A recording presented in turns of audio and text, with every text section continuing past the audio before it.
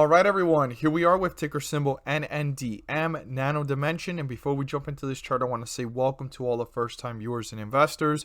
Welcome to the channel, Invest for Tomorrow. To all the subscribers, welcome back. And as we dive into this chart, I do want every single investor and viewer to be aware that we're going to talk about the S&P 500 index towards the end of this video, and also talk about the tweet of the day, and as well about the 10-year treasury. So stay tuned till the end. I hope you guys learned something new and find the video helpful and informative. So stay tuned for more information. So Nndm, let's go ahead and put this to its new support and resistance. And let's zoom out for a second and look at this. So it broke through yesterday's support. It broke through the 896 mark that I've talked about in the previous days. If it got broken through, we would see newer lows. And now it's sitting at 885. So we need to watch this carefully. This has been falling since that peak up here of 1775 and even up here at 1799. Super important to keep that in mind. This has been falling, and this is literally 50% down from those highs. Now, a lot of investors might be saying, what is going on? Well, Nndm has had a sell-off for some time, and when you pull up in different indicators on the charts, it's definitely showing a little bit more room or some room to fall even lower. So if the market goes up tomorrow, maybe Nndm could break through resistance or get close to it. I'm not sure if it could break through the 50-day moving average and get back into bullish territory. But if the market continues the downward trend, this certainly could break through support, and it has some room here to go even lower. So what would be the next support level? It would be down here at 790. I talked about that in my previous videos. And then down here we have 764, and then all the way down here at 681. But right now it's right there on the edge that if it breaks through it, it's 878. This could be on its way down to newer lows. So let's see here what the 50-day moving average is, what our resistance and support are. So the 50-day moving average is 975.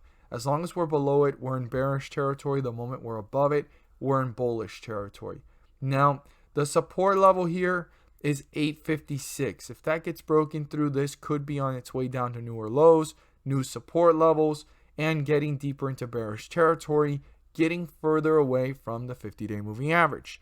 Now, our resistance is up here at 938. That needs to be broken through, but it does not signify that the bulls have gained control. They still have to break through the 50-day moving average and get back into bullish territory. This is just an indicator for us investors to know where the momentum is going.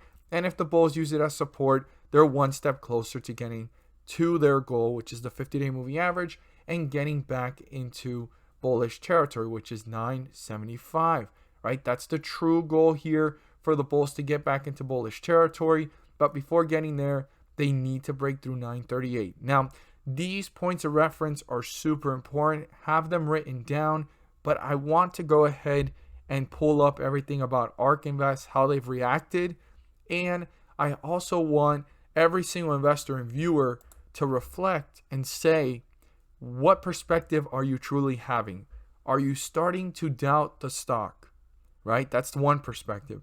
And the second one, are you really excited to see these prices? I talked about it back here when we saw this dip and it started to run up to $12. And I had stated, do you think we could see these prices again? Or was that the end of it? We won't see that again. This could consolidate, slightly come down, but never back down to 960, 970 range. And look at that. We hit a newer low, 896. I stated if that got broken through, we would see newer lows, and we're sitting at 885.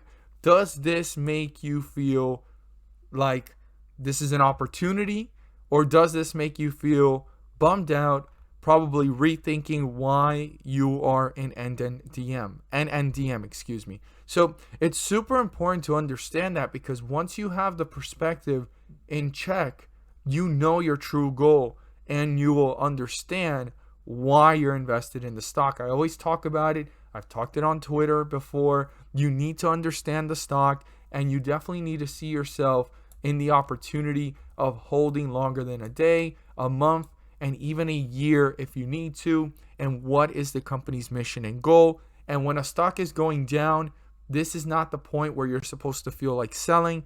This is the point where you're supposed to feel like buying more. If you're a true bull and you see and understand the stock you're in. If you don't understand it, it makes a lot of sense to go ahead and feel like getting out, because you don't know the future that it holds and you don't know how much lower it could go. So I'm not here to give you guys financial advice or anything like that. I'm not here to tell you guys to buy, sell, or hold any positions on any stocks or anything on Nndm, Nano Dimension stock. But I do want you guys to reflect, especially in these times where the market is rocky. You need to understand your goal, your purpose, and why you chose a certain stock. Okay, I hope you guys learned something new from that.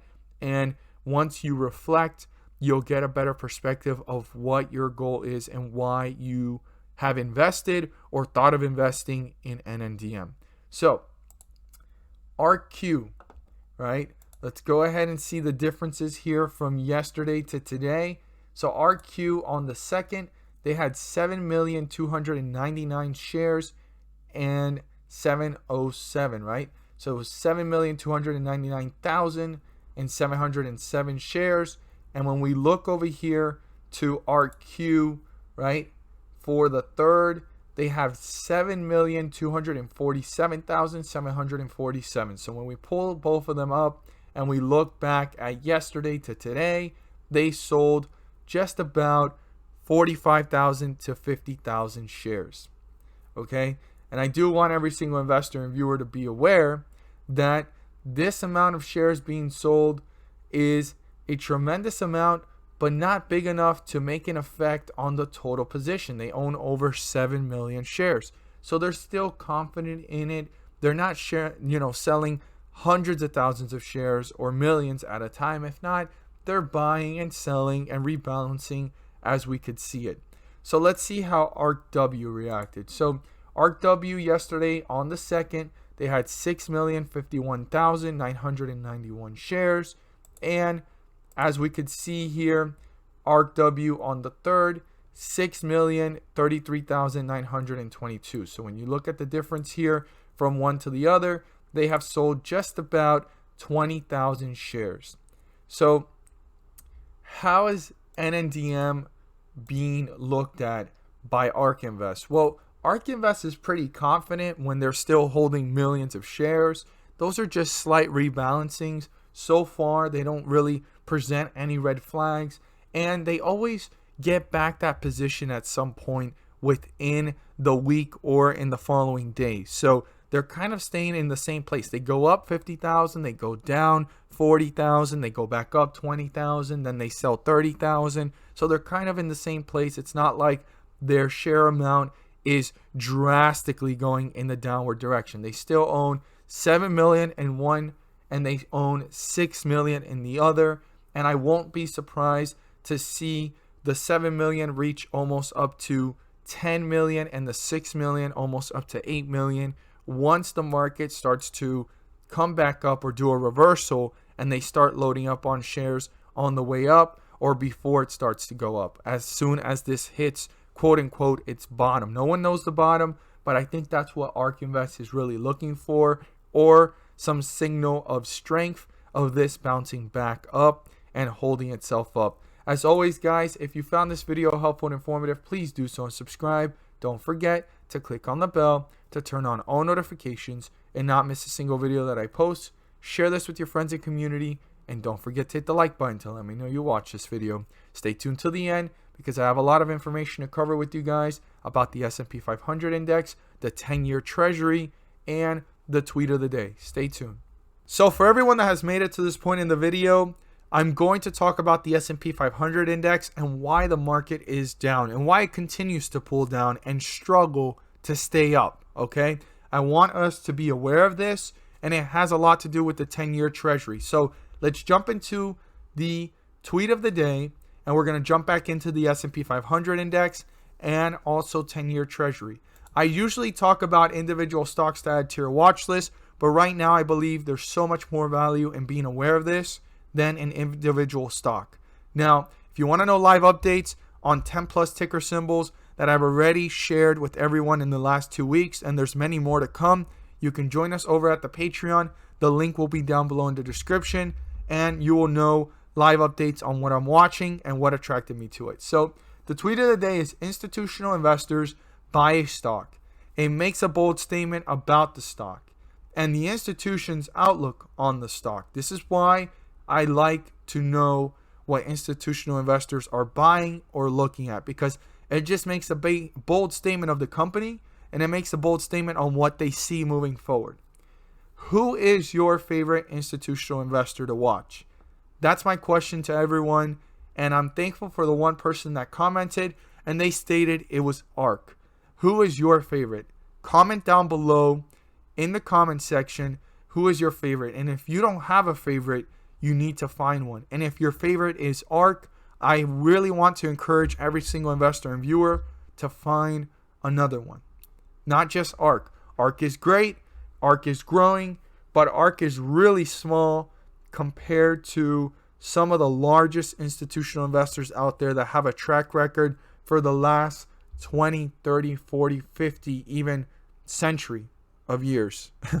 Like it reaches up to a century. They've been around for so long in the last decades and even up to the last century. So definitely do some research on that. But if you do have one other than ARK Invest, I would love to see you talk about it or comment down below who they are. So let's talk about the Treasury yield. So the Treasury yield, as I've been looking at it, and I did the beginning of this video, it was sitting at around 1.46, almost 1.45 as I was looking at it today, and 1.46 in the last several minutes. I mean, this was literally 20 minutes ago before I started doing the video. I was looking at it and it's already jumped up to 1.48. When we zoom out to the 1 month, it's gone up from 1.13 all the way up to 1.48. And when you do the 3 month, it was below 1.0 and we're almost double, right? Almost, not there yet. And the 6 month, you go back down to 0.6, and then year to date, and then the 1 year, the lowest that we've seen at 0.5 in the history of the 10-year Treasury. And when you go all the way to all, the highest was up here at 15%, and all it's been doing is going down. This has been the turnaround, and it's making a lot of investors uncomfortable. As long as this doesn't pass 3%, I believe, in my opinion, based off the history of this, it could go back to a healthy consolidation. And if it stays there or pulls back downwards, it could be even a healthier sign for a bullish market. But there's going to be a lot of rockiness and a lot of uncertainty as this continues to go up if it gets closer to 3% or 2%. Now, this is creating the wildness and the uncertainty in the market overall. And that is why we're pulling downwards. We need to see what's going on. I have the RSI pulled up here on the 30-minute, and this is an oversold area. This could bounce back up, and we could see something like this happen, bring itself back up, kind of level off, and then Friday bring itself back up a little bit, and then all of a sudden we pull back down in the near future going into next week or the next several weeks, especially if this continues to go upwards. This is something to watch carefully. It's the 10-year Treasury, right? That's what you want to go ahead and search, and it's at 1.4. It's supposed to show a percentage. As long as this stays below 1.5, 1.6, I shouldn't see the S&P 500 falling drastically. But if this continues to go upwards in such a quick spike like we're seeing it, it's going to create some uncertainty and rockiness in the market. So I do want every single investor and viewer to be aware of this. We need to watch this, and hopefully, again, we are in a correction and not a crash, because the Treasury yields have hit the all-time lows. It's bouncing back, and what if all it does now is go back up to newer highs for the next 5 to 10, 20 years? You know what that can signify for the market? A long-term crash that a lot of investors, experts, billionaires, millionaires are talking about, and Bitcoin is hitting all-time highs. That right there has put a big question mark in my opinion, on what's going on. I just want to be aware, and it's very important to not be caught by surprise.